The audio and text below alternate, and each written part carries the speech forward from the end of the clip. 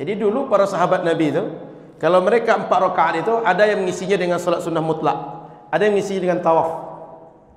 Maka Imam Malik bin Anas, karena di Madinah tak bisa mereka tawaf, diisilah jeda-jeda tadi dengan salat, dengan zikir, salatnya 4 rakaat. Karena tarawih 20, 4 kali jeda, 4 rakaat sekali jeda kali 4, 16, tambah 20, 36 rakaat. Maka orang Madinah dahulu salat tarawihnya 36 rakaat. Kalau ditanya ke jamaah kita, mau pilih 20 apa 36? 2 rakaat aja lah Ustaz katanya. Jadi kalau salat tarawih mengikut sahabat Nabi, dan itu ijma' sahabat. Artinya sepakat sahabat Nabi salat tarawih itu 20 rakaat. Jadi kita malam ini salatnya salat malam sama dengan Nabi salat malam, waktu di Ramadan dan di luar Ramadan. Jadi salat kita salat biasa saja. Kalau mau salat istimewa, salat tarawih 20 rakaat. Nah, tahun depan insyaallah.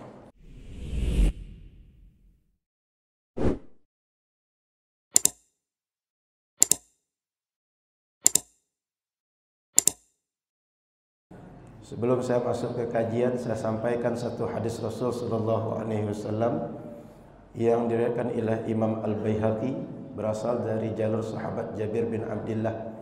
Kata Nabi, "U'tiyat ummati khamsan," diberikan kepada umatku ada 5 kelebihan dan tidak diberikan kepada umat sebelum Nabi Muhammad. 1, idza kana awwal lailatin min Ramadan, kalau sudah muncul Ramadan sejak malam pertama, yanzurullahu ila ibadih, Allah pandang semua umat Muhammad ini.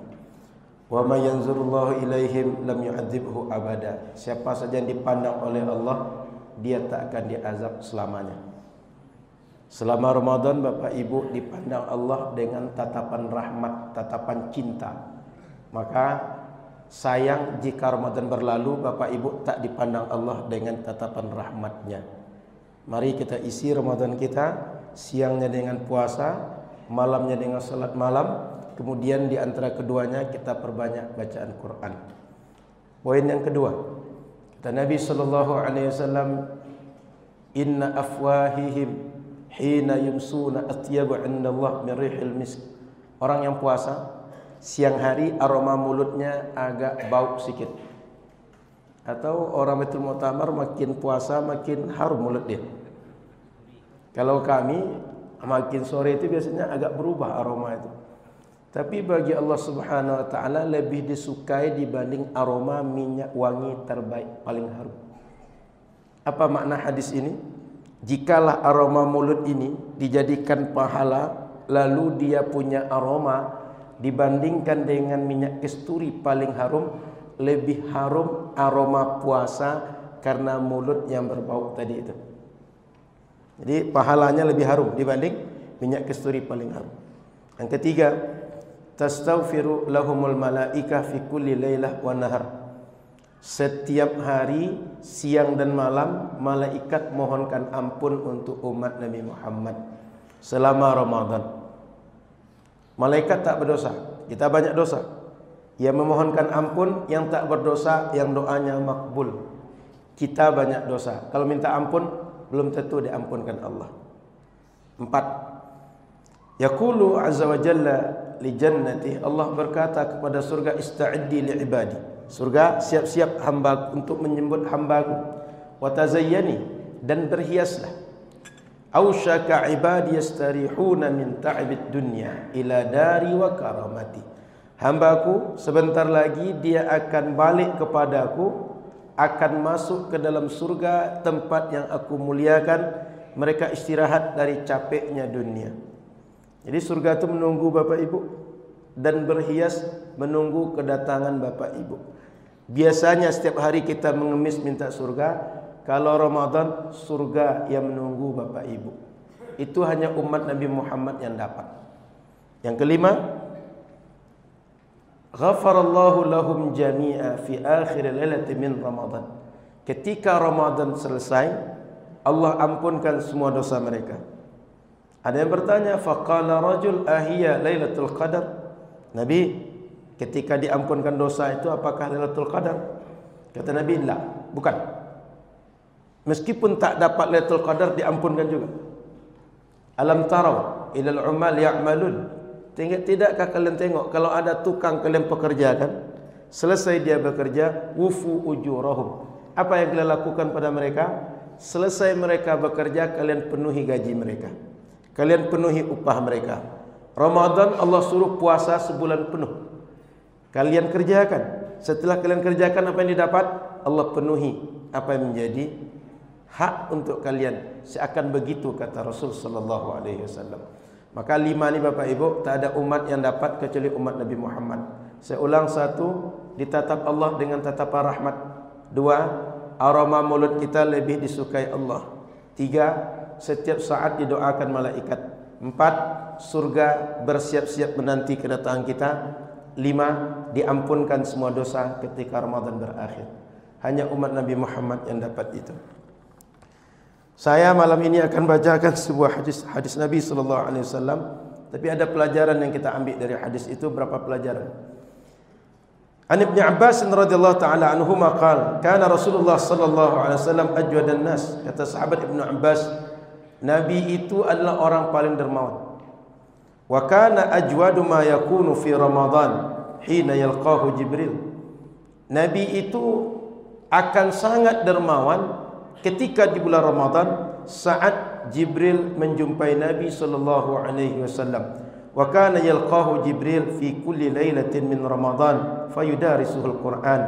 Jibril berjumpa dengan Nabi setiap malam selama Ramadan, sehingga Nabi dengan Jibril melakukan saling membaca Quran. Nabi baca Quran kepada Jibril, Jibril baca Quran kepada Nabi sallallahu alaihi wasallam selama bulan Ramadan, setiap malam, setiap hari. Hadis ini Bapak Ibu menjelaskan kepada kita, pertama, Nabi itu orang yang paling dermawan di antara semua manusia. Sejak Nabi Adam sampai nanti kiamat terjadi, jika di rating orang paling dermawan, Nabi orang paling dermawan. Tak ada orang lebih dermawan bening Nabi. Yang kedua, Nabi paling dermawan itu adalah di setiap waktu. Tapi ketika Ramadan, karena kemuliaan waktu, dermawannya meningkat. Sehingga Nabi ketika Ramadan dibanding di luar Ramadan jauh lebih pemurah di Ramadan dibanding waktu lain. Poin yang ketiga, saat Jibril berjumpa dengan Nabi itu lebih dermawan lagi. Arti Ramadan itu ada 2 tingkatan. Ramadan di malam-malam biasa, Ramadan saat Jibril datang kepada Nabi Muhammad sallallahu alaihi wasallam. Kenapa Nabi sampai seperti itu Bapak Ibu rahmati Allah? Imam Ibnu Rajab Al-Hambali menjelaskan, di Ramadan orang-orang yang menerima sedekah kita orang taat. Siangnya puasa, malamnya dia tahajud, sehari-hari diisi waktunya dengan Quran. Kalau sempat dia beribadah, dia taat, karena sedekah yang kita beri, pahalanya akan mengalir kepada orang yang telah memberi sedekah. Padahal Nabi itu orang sudah banyak pahala. Padahal Nabi itu orang yang tak berdosa lagi, sudah diampunkan dosa yang berlalu. Tapi Nabi Muhammad sallallahu alaihi wasallam, kata Imam Ibnu Rajab Al-Hambali, beliau banyak sedekah karena beliau tahu yang diberi sedekah saat itu orang-orang ahli ibadah. Di sini di Baitul Muktamar ada yang tak puasa siang hari? Ada di masjid ini tak puasa siang hari? Tak ada kan? Paling orang luar sana yang tak puasa. Orang sini puasa semua. Malamnya solat apalagi siang. Maka Bapak Ibu, Nabi SAW, semua umat itu karena puasa, orang taat, orang akan banyak menggunakan waktunya mendekatkan diri kepada Allah, dia dapat pahala. Nabi mengalir pahala kepadanya. Makanya ada hadis lain yang menguatkan, man jahaza ghazian faqad ghaza. Kata Nabi, siapa saja orang yang dia mempersiapkan bekal logistik untuk orang yang berperang, dia tak ikut atau dia ikut juga, dia dapat pahala yang sama dengan orang yang pergi perang. Kita siapkan logistik Bapak Ibu. Boleh jadi kita sakit sehingga tak jadi berangkat, atau ada urusan lain tak jadi berangkat. Orang lalu berangkat karena kita persiapkan logistiknya. Perang dia, syahid dia, dapat pahala jihad dia. Kita yang tak berangkat bisa dapat pahala syahid, bisa dapat pahala jihad orang yang berperang tadi. Maka Bapak Ibu, Ramadan Nabi meningkat semua kedermawanan beliau selama Ramadan. Alasan kedua, ada 5 alasan. Saya menyampaikan paling 3 saja. Alasan kedua, di bulan Ramadan seperti hadis yang kita bacakan tadi, semua hamba berpotensi masuk surga.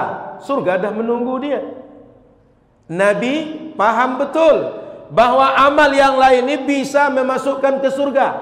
Tapi Nabi ingin menjadikan sedekah beliau, kedermawanan beliau satu tambahan poin agar semakin yakin masuk surga.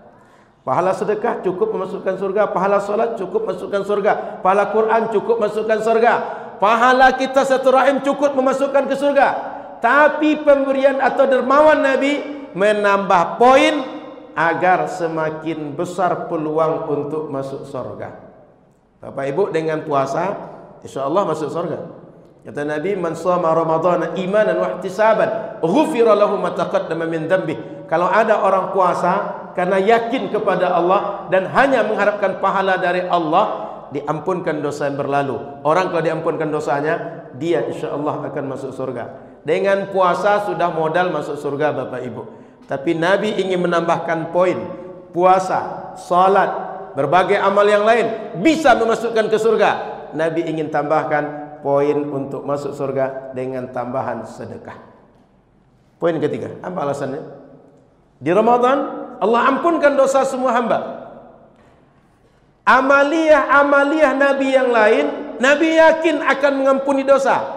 Tapi Nabi ingin menambah poin yang menjadi sebab dosa diampunkan. Apa dia?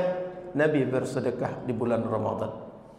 Maka Bapak Ibu yang dirahmati Allah Subhanahu wa taala, para ulama salaf atau ulama setelah mereka, kita tengok mereka kalau sudah dekat dengan Ramadan, menanti-nanti kedatangan Ramadan. Bahkan 6 bulan sebelum Ramadan datang sudah berdoa agar bisa mendapati Ramadan. Supaya apa? Bisa meniru Nabi sallallahu alaihi wasallam dan meningkat amal mereka di Ramadan. Bapak Ibu dimuliakan Allah Subhanahu wa taala. Kalau kita tengok amal Nabi yang lain, tadi 1 poin tentang sedekah, salat Nabi. Sayyidah Aisyah menggambarkan bahwa Nabi kalau salat itu hatta tawarramat qadamahu. Salat malam Nabi kalau dia salat sendirian tidak jadi imam, panjang, lama, banyak ayat Quran yang dibaca oleh Nabi. Ada sahabat Muaz pernah bermakmum dengan Nabi karena waktu itu tidak orang ramai. Muaz ini masih muda.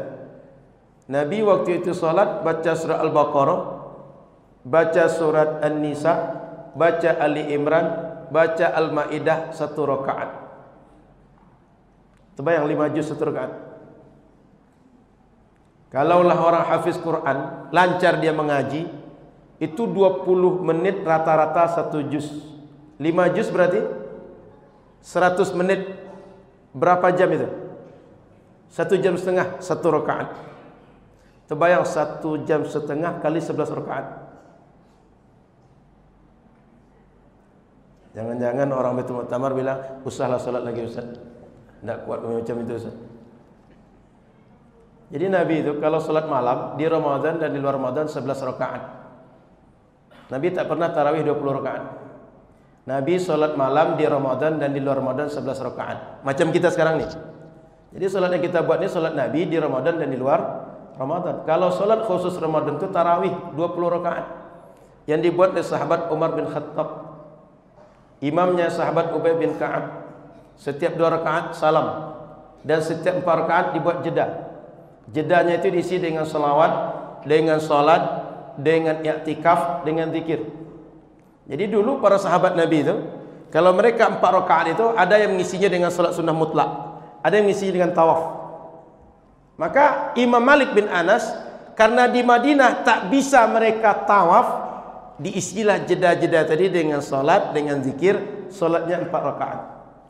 Karena tarawih 20, 4 kali jeda, 4 rakaat sekali jeda kali 4, 16. Tambah 20, 36 rakaat.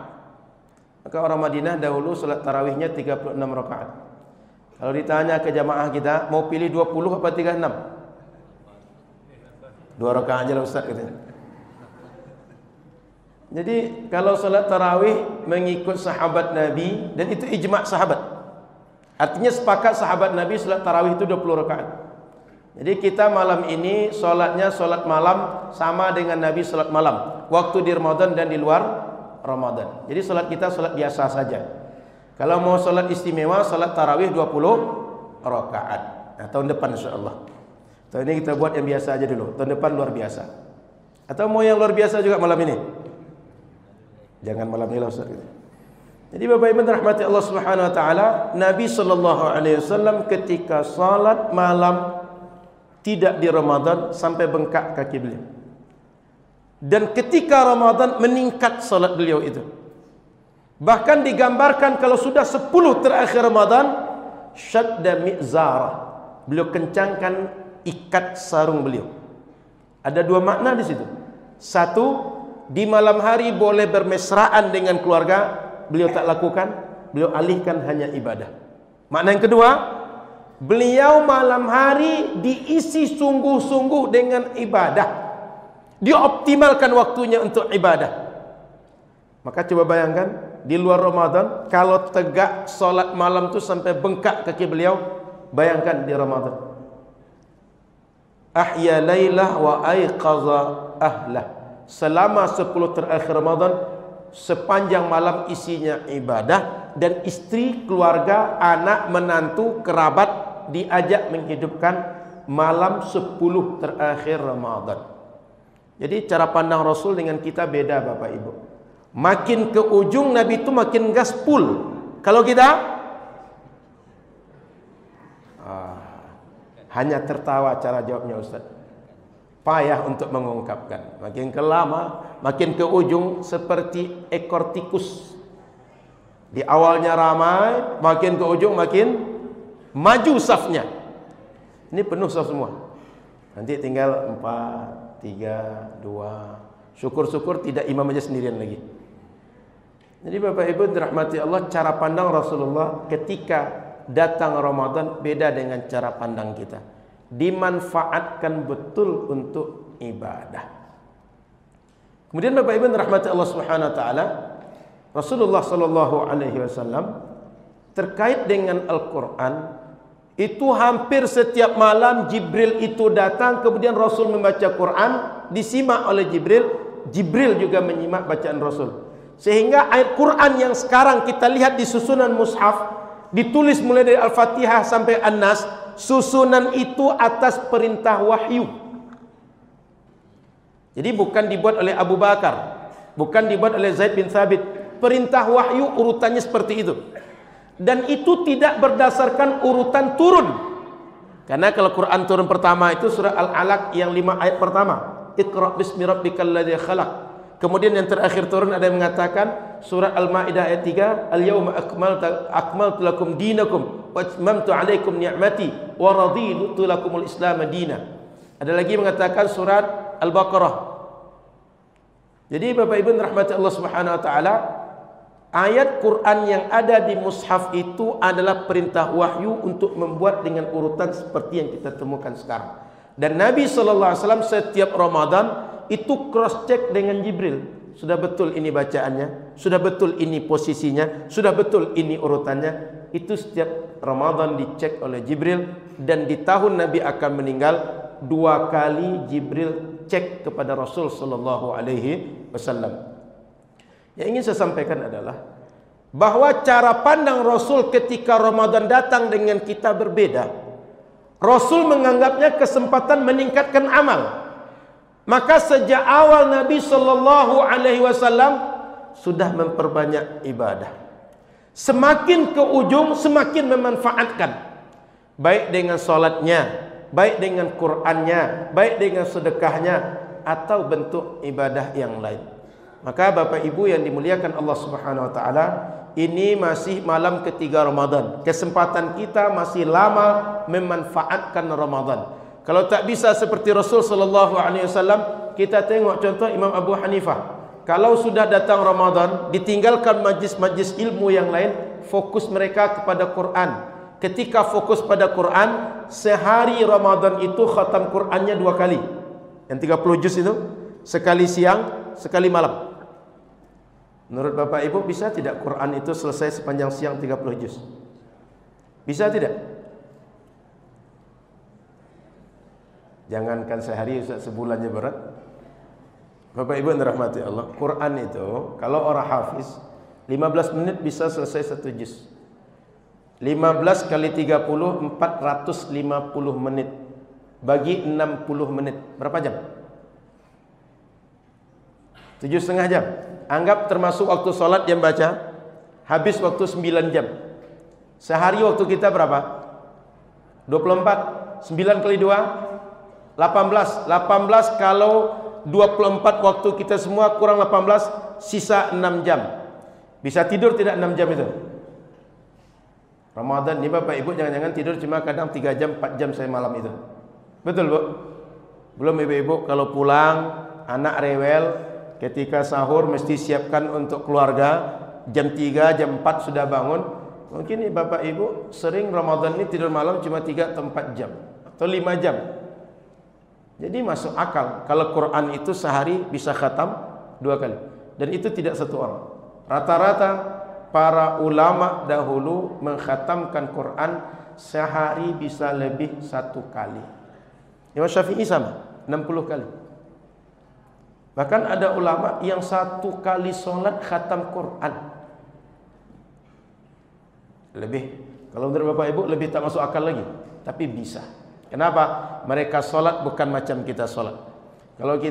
Kalau bisa imam itu jangan lama-lama bacaannya. Jangan panjang-panjang bacaannya.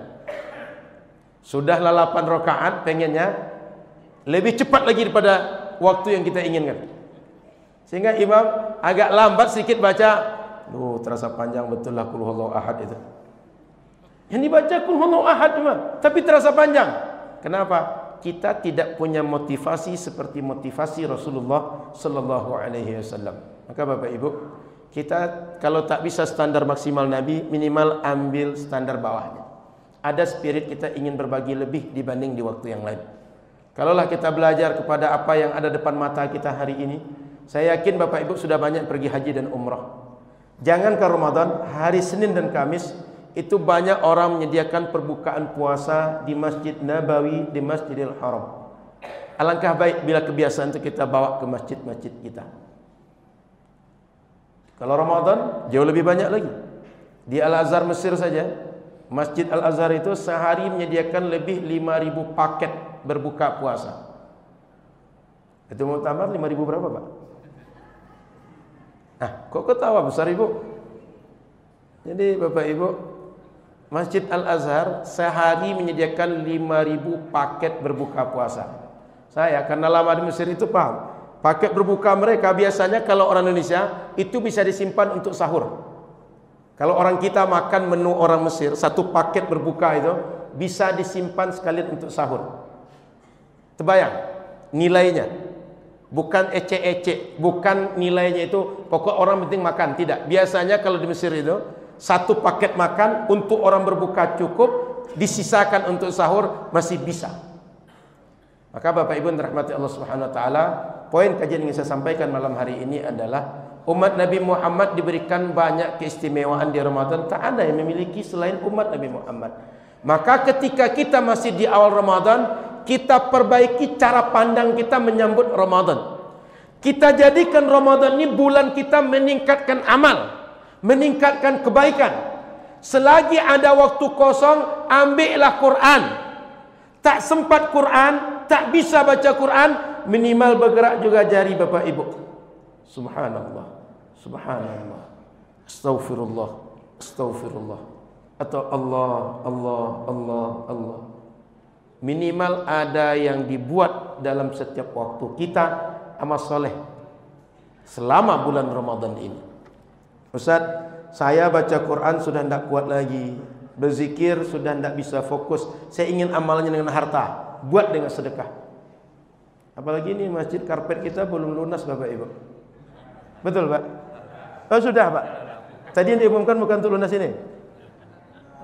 Jadi Bapak Ibu, masjid kita ini banyak wakaf yang bisa kita buat.